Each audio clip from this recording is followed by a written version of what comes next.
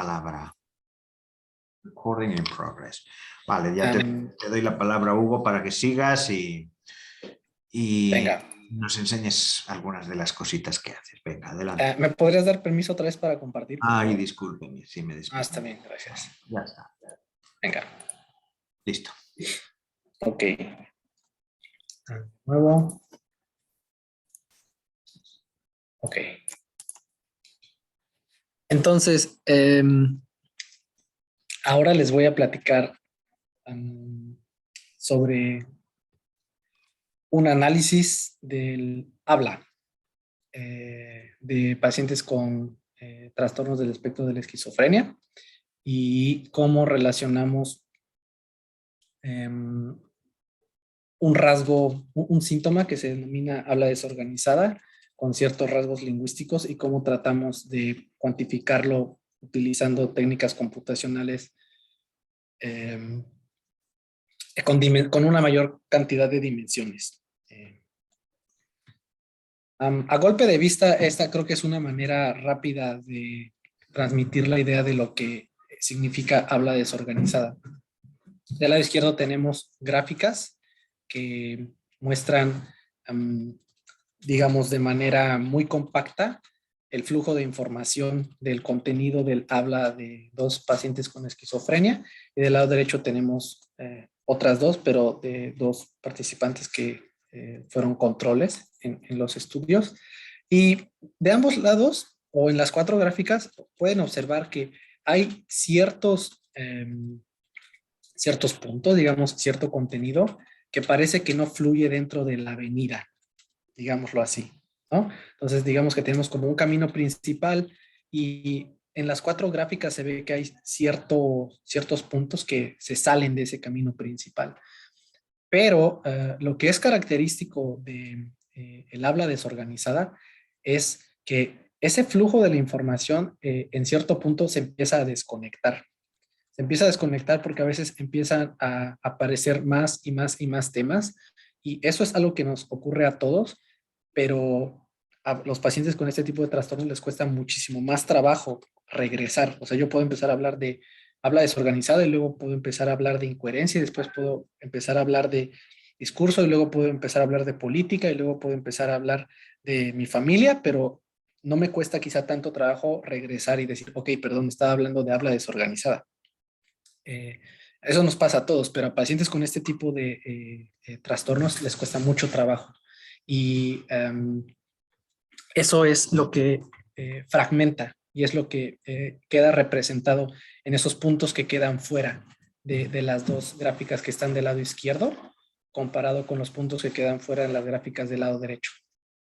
Entonces, habla desorganizada es un síntoma muy importante para dar el diagnóstico de una psicopatología dentro del espectro de la esquizofrenia y se puede definir como la falta de estructuración del contenido del habla de una persona. Y puede medirse de diferentes maneras, puede medirse, por ejemplo, con respecto a cómo el contenido se distancia de una pregunta que te hacen, pero también puede ser como el contenido de lo que espontáneamente empiezas a decir se distancia de lo que inicialmente empezaste a decir y así se puede medir de diferentes maneras. Pero hay dos, discursivamente sintáctica y semánticamente hay dos rasgos que son muy importantes. Característicos de lo que es el habla desorganizada, que tienen que ver en realidad con la noción psicolingüística de coherencia. Gibbon dice que en realidad la coherencia no es tanto un rasgo lingüístico como un constructo psicolingüístico de nociones que en realidad después nosotros como humanos mapeamos en el habla, en la manera en que generamos nuestra producción lingüística. Y estos dos rasgos muy importantes o nociones que mantienen este constructo de la coherencia son la continuidad temática y la conectividad gramatical. Entonces, hablan por sí solo los términos. Continuidad temática quiere decir cómo el flujo del contenido se mantiene a lo largo de toda una producción, y la conectividad tiene que ver con cómo ciertos mecanismos, devices, mecanismos o elementos lingüísticos conectan el contenido a lo largo de todo el discurso, estableciendo simultáneamente diferentes tipos de relaciones. Puedes establecer, por ejemplo, relaciones de causa-consecuencia o relaciones de oposición, relaciones de concesión, etcétera, etcétera. Entonces, ambos son muy importantes para que un mensaje sea juzgado por una persona como coherente o como organizado. Entonces, en el ejemplo que les mostré al principio, que aquí lo vuelven a ver, ahora sí podemos, con estas dos etiquetas, ver que en realidad también era un poco, había rasgos poco comunes en ese ejemplo, ¿no? Porque la persona inicialmente estaba hablando de viajar y luego empezó a hablar de la Fuerza Aérea, luego empezó a hablar del fútbol americano y luego empezó a hablar de su primo. Y repito, todos lo hacemos a veces, pero el paciente aquí seguía y seguía y seguía añadiendo y seguía añadiendo y seguía añadiendo. Entonces uno lo llevaba al otro, pero volver, eso era lo complicado. Y también en el ejemplo pueden ver ciertos elementos lingüísticos que están anclando la conectividad de la coherencia de manera gramatical. Y hay varios, pero los más explícitos son los conectores. Y aquí no estoy hablando de marcadores del discurso, aquí realmente estoy hablando de, sobre todo, conjunciones que de manera, a nivel de las cláusulas, unen diferentes cláusulas y entonces subordinan una a otra y establecen una relación causa-consecuencia, concesión, oposición, comparación. A ese nivel es al que nos restringimos para analizar aquí la conectividad gramatical. Computacionalmente es difícil lidiar con eso, y estoy casi seguro de que habrá preguntas relacionadas con eso, pero ese fue el nivel al que tratamos de restringir, o por lo menos teóricamente, al que quisimos analizar la gramaticalidad, la conectividad gramatical en este trabajo. Y creo que estos ejemplos son muy buenos para resaltar por qué son tan importantes los conectores y cómo realmente se relacionan con coherencia. Entonces, si yo digo algo así como, me gustan las flores, pero no me gustan las rojas, dicen, ok, sí, ese es un uso totalmente coherente de un conector adversativo. Con el mismo contenido yo puedo cambiar el conector y generar otro tipo de relación y decir, me gustan las flores, pero no me gustan las rojas. Bueno, ahí tendría que, perdón, y no me gustan las rojas, me equivoqué, perdón. Me gustan las flores y no me gustan las rojas. Y ahí se empieza a sentir un poco extraño quizá la construcción, pero quizá no me dirían, bueno, eso es agramatical o me resulta tan extraño. Pero si digo algo así como que me gustan las flores, dado que no me gustan las rojas, ahí sí ya empezamos dirían, ay, ay, ay, ¿no? ¿Qué uso de conectividad gramatical está ocurriendo aquí? Entonces el contenido es el mismo, pero estos ejemplos dejan como muy claro que realmente los conectores establecen relaciones atadas con la coherencia. Y específicamente en este trabajo tratamos de poner nuestro granito de arena en la literatura, enfocándonos en la conectividad gramatical, porque muchos de los estudios previos que han utilizado técnicas de computación como espacios semánticos para tratar de analizar la coherencia del habla organizada o desorganizada de los pacientes, han dejado de lado la conectividad gramatical. Entonces, se han enfocado más bien en, por ejemplo, toda la producción de, digamos, un participante durante una entrevista, y lo que han tratado de medir es, ok, ¿cómo palabra tras palabra, oración tras oración, el contenido que está empaquetado ahí semánticamente está conectado uno con otro, pero a nivel de tema? Entonces, esta parte de estos elementos no ha sido dividida. No han dicho, ok, vamos por un lado a ver cómo la continuidad temática se mantiene y por el otro lado cómo la conectividad gramatical se lleva a cabo. Y estos estudios de los que les estoy hablando, que se han enfocado sobre todo en tratar de analizar cómo la continuidad temática se da o no se da en el habla desorganizada, han echado mano de técnicas de cómputo muy controversiales, pero también poderosas para tratar de alguna manera objetiva de cuantificar ciertos rasgos lingüísticos. Y esto es lo que se conocen como espacios semánticos. Y funcionan más o menos de la siguiente manera. Todo esto, imagínenselo ya ocurriendo en una computadora. Tenemos un texto cargado y primero le decimos a la computadora, ok, por favor, divídeme en oraciones todo este texto. Ok, eso es lo que están viendo en el segundo rectángulo. Ya tenemos nuestras oraciones identificadas. Y después le tenemos que decir a la computadora, por favor, dame representaciones numéricas de cada una de las palabras dentro de cada una de esas oraciones. La computadora lo hace de la siguiente manera. Identifica todas las palabras de todas las oraciones. Y luego dice, ok, probablemente la palabra gato va a aparecer en ciertos contextos que no van a ser quizá los mismos, pero van a tener contenido o palabras alrededor que deben ser parecidas. Porque tú dices, mi gato o mi perro duerme en su casa. Mi gato o mi perro me acompañan a pasear. Mi gato o mi perro me lamen el cachete.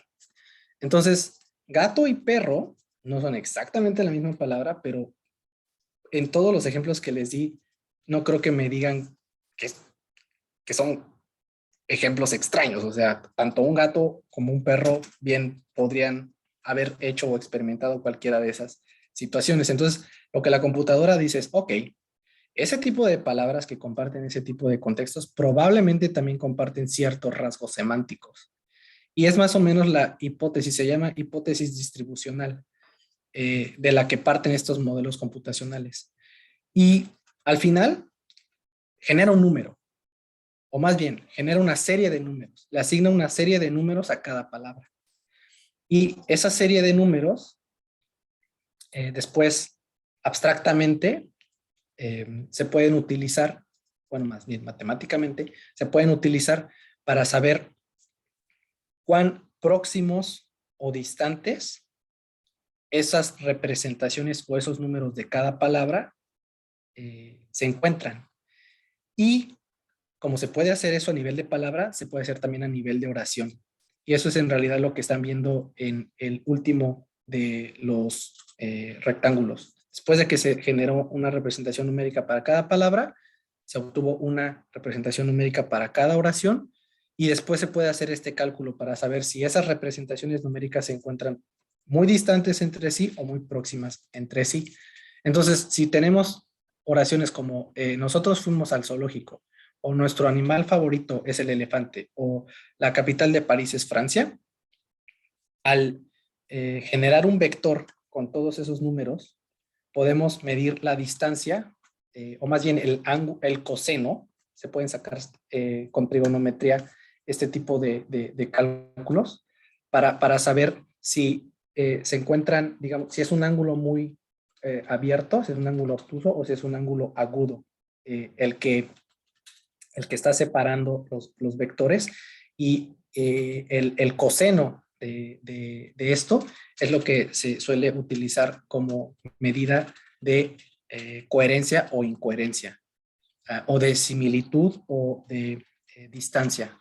Entonces aquí en el ejemplo pueden ver que serían más similares los vectores de las oraciones que hablan de animales, que los vectores, que un vector que habla de animales y otro que habla de la capital de un país. Entonces, hicimos eso con los conectores.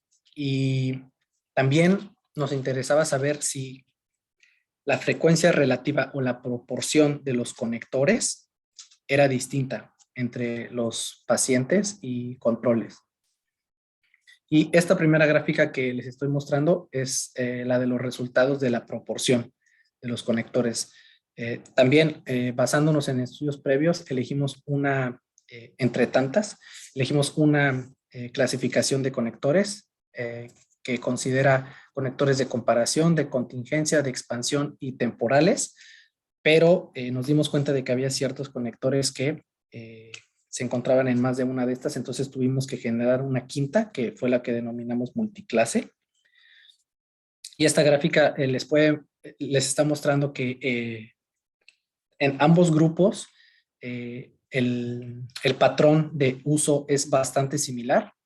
Por ejemplo, que en ambos grupos los conectores de expansión como I, O, etcétera, se utilizan más que conectores temporales como luego, después, mientras, pero sí encontramos diferencias significativas entre los grupos en el uso de conectores de contingencia, que son los de causa, consecuencia o condicionales, y en los multiclase, que son en realidad, creo, los conectores más polisémicos, o quizá más bien que se están deslavando más semánticamente y que quizás se van a convertir no tanto o quizá vayan a dejar de ser conectores y se empiecen a convertir más como en algo diferente, en quizá en marcadores, pero esto ya es especulación. El hecho fue que sí encontramos diferencias significativas en la proporción del uso de conectores de contingencia y los multiclase. Y después, como les decía, también teníamos estas representaciones de cuán coherentemente se utilizan estos conectores. Entonces lo que hicimos fue buscar todas las ocurrencias de todos los conectores y después lo que hacíamos era tomar el vector de un conector y ver cuán coherente era, cuán distante estaba el vector de ese conector con respecto al promedio de 3 palabras previas y 3 palabras posteriores. Y esa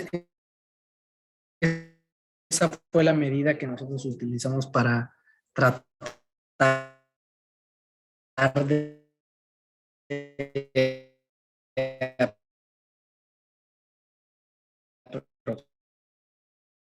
aproximarnos a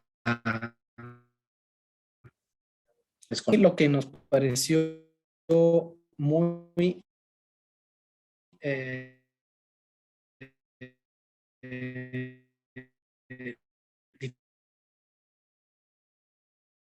difícil de interpretar Vale. Me al parece principio, congelando esto un poco. es que como pueden ver, por ejemplo,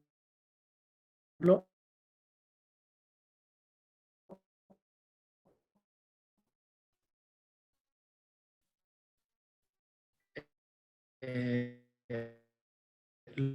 los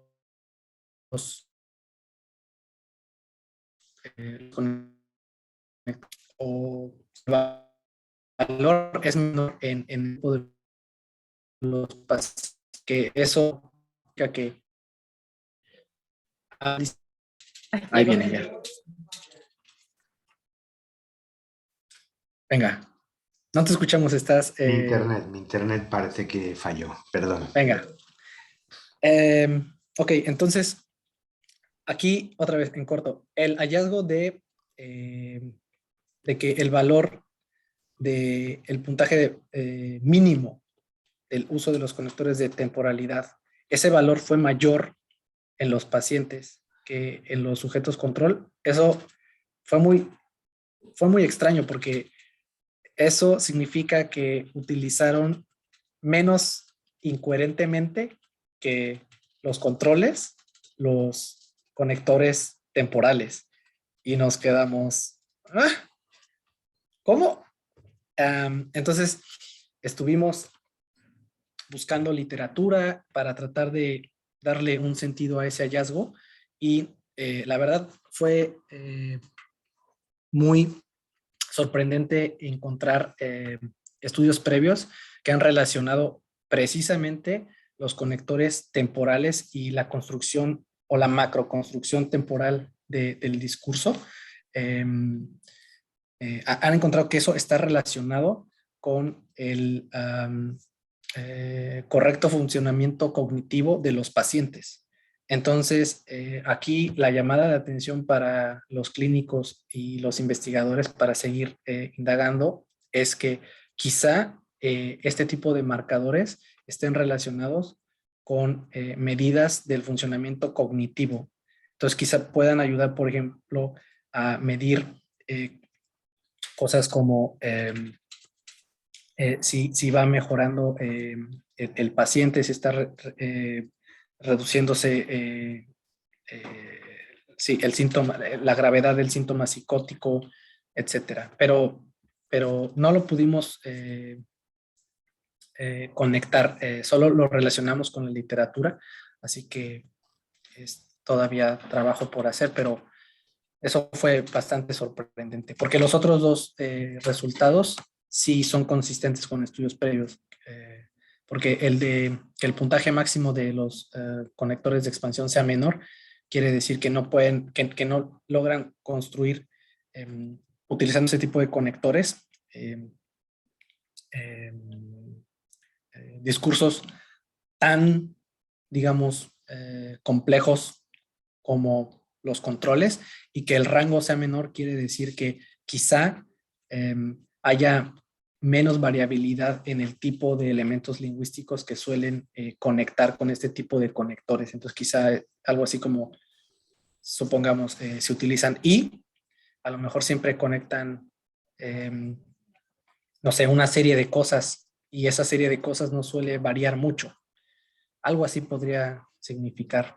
Pero como no tenemos ese dato cualitativo, es también chamba por hacer. Perdón, ya tomé 2 minutos más, espero solo tomar otros 2. También nos interesaba evaluar cómo estas medidas se pueden utilizar para de manera automática identificar o distinguir a los participantes dependiendo del grupo. Y como pueden ver, nos dieron resultados dentro del rango de accuracy. Precisión. Gracias. De precisión, que suelen tener, bueno, que se han reportado en estudios previos y que suelen tener también psicólogos clínicos con entrenamiento o psiquiatras con entrenamiento. Pero aquí también, quizá lingüísticamente lo que puedo resaltar es que es de llamar la atención que cuando le prestas atención a la continuidad del tema, es lo que pueden ver en la penúltima de las líneas, cuando le prestas atención a ese tipo de medidas, después de que controlaste por número de rasgos y también por, esperen, son los número de rasgos y, sí, y tipo de rasgos, lo que puedes ver es que la continuidad del tema parece que ayuda más a identificar a los que realmente no son pacientes.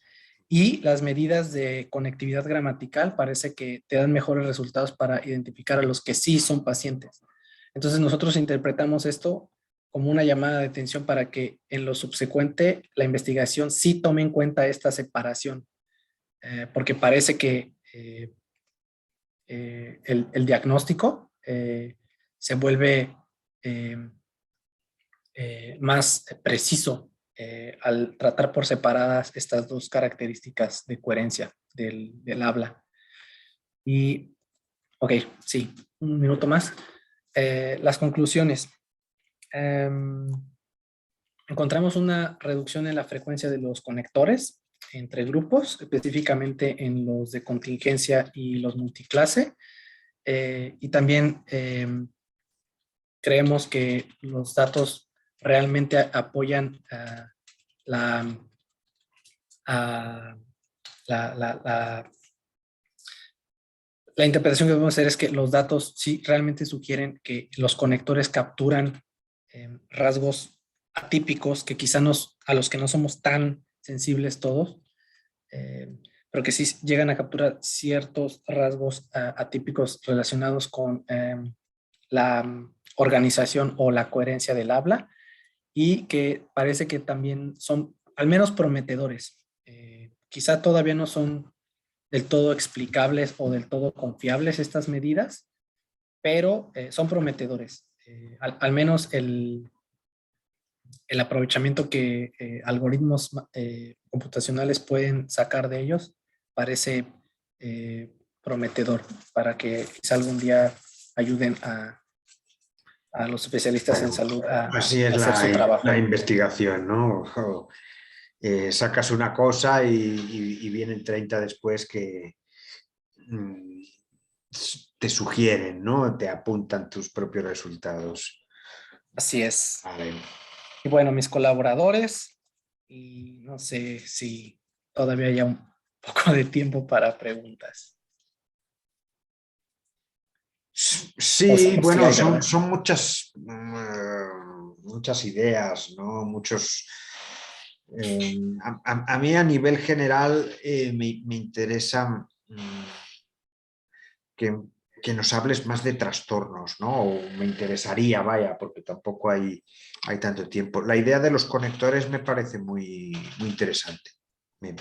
Creo que es muy interesante y me gustaron cómo lo ilustraste, ¿no? Con esos grafos así de nodos y esas digresiones, etcétera.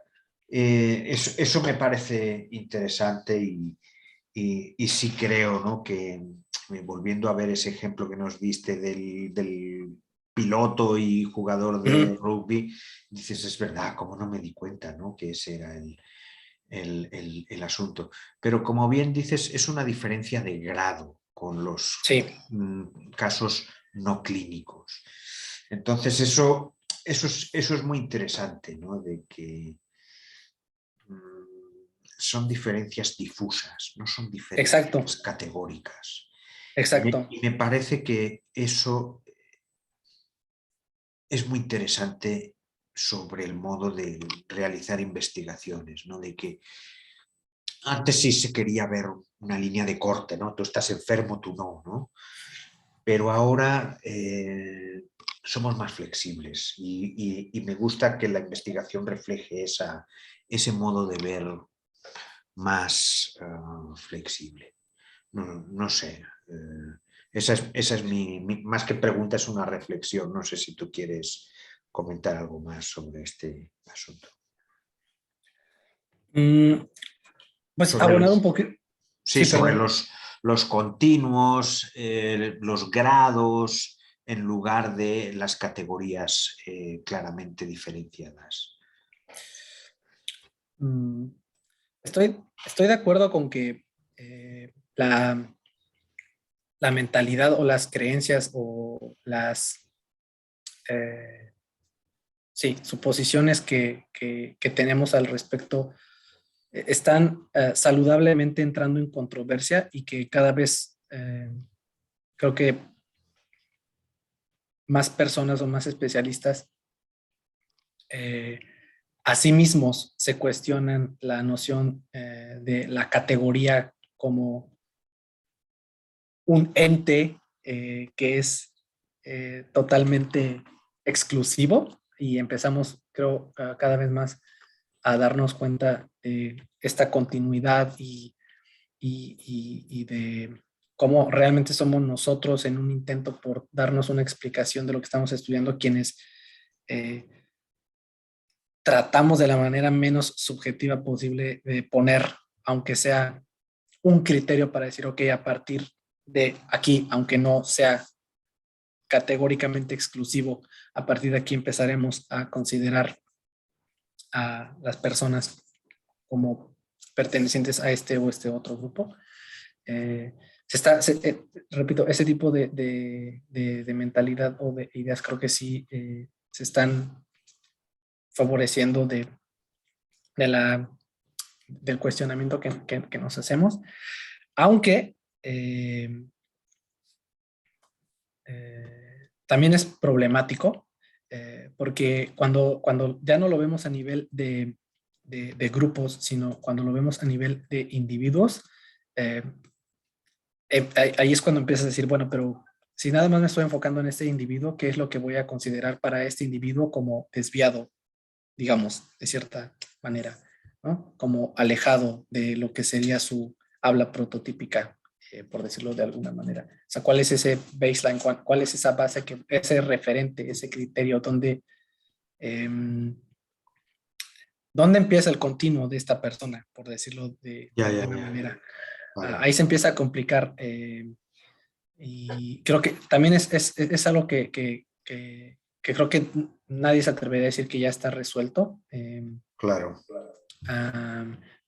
Pero al menos por lo que he discutido con mis colegas o lo que he leído, parece que cuando se habla de grupos, es muy importante aceptar que son criterios, que todavía tenemos un camino bastante largo por recorrer en cuanto a entender cómo funcionan estas técnicas, qué es lo que están capturando y si eso que están capturando realmente se puede categorizar así de manera separada o si es un continuo, y luego eso ya no a nivel de grupos, sino a nivel de individuo, igual cómo se debe entender o cómo se debe pensar al respecto. Vale, bueno, sí, así son las investigaciones, siempre son reduccionistas. Vale, no sé si alguien quiere comentar algo más. Perdón porque ya tomé mucho de su tiempo extra. Bueno, no pasa nada. Pues no, yo la verdad me gustaría tener preguntas, pero siento que más bien se me está como estoy asentando todavía. Vale, Pero felicidades, Hugo. La verdad es que las dos investigaciones estuvieron muy interesantes. Bueno, la próxima vez con una ya estamos con bastante información, ¿eh? Ya vemos que tienes muchas cosas en tu cabeza y que no paras de trabajar, pero para la próxima vez nos presentas una. Ok. Y solo, perdón, porque alguien más va a escuchar esta grabación. Después me di cuenta, lo que les dije de la última tabla, les dije que había controlado número de rasgos y les dije algo más, pero eso algo más estoy incorrecto. Lo que controlamos fue cantidad de información y número de rasgos. Cantidad de información y número de rasgos. Sí. Vale. Está bien. Bueno, es parecido a lo que dijiste, tampoco es tan distinto. Muy bien. Vale, pues nos despedimos aquí. Hugo, un gusto verte. Gracias por venir virtualmente hasta Querétaro, desde tan lejos. Ya pronto va a ser tu hora de cenar. Muchas gracias. Cuídate un montón. Seguimos en contacto. Y bueno, pues gracias también a los que asistieron a esta plática.